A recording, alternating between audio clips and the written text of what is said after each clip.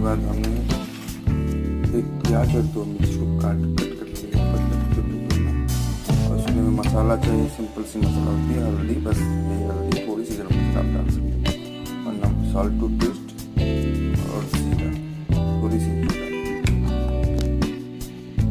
गोभी को फ्राई करने के लिए अब मैंने एक पैन को गरम कर लिया है, उसमें 2 टेबल स्पून तेल डाल दिया, तेल को भी गरम कर लिया, इसमें डालेंगे सबसे पहले जीरा।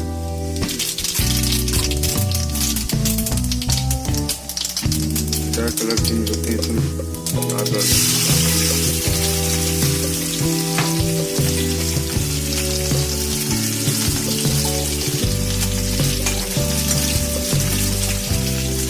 फ्राई करना है, इसलिए हम इसमें करेंगे। इसमें डालने जो हमने गोभी काट लिया है, काट के अच्छे से छोटे छोटे टुकड़ों में छोड़ी है,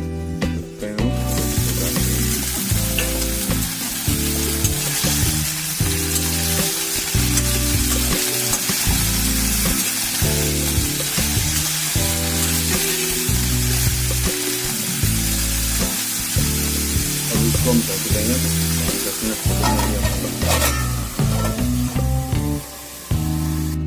दोस्तों 10 मिनट हो गया, तो इसको चेक करना क्या क्वेश्चन था, मसाले डाल हमारी गोभी थोड़ी पकने शुरू हो गई है। मसाला धनिया, हल्दी और नमक ऐड ऑन करेंगे।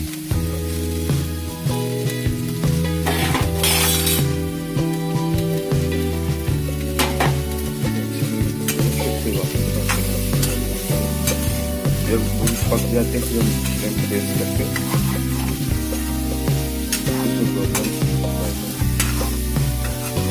पकने का तो लो फ्लेम तो ये पकेगी नहीं और भूल जाएगी, पानी ऐड नहीं करना।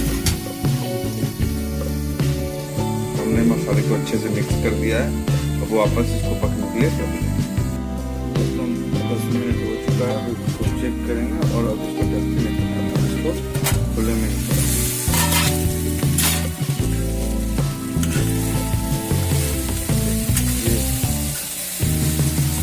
कलर आना शुरू हो गया, तो हम इसी तरह 5-7 मिनट पकाएंगे। फ्लेम को हल्का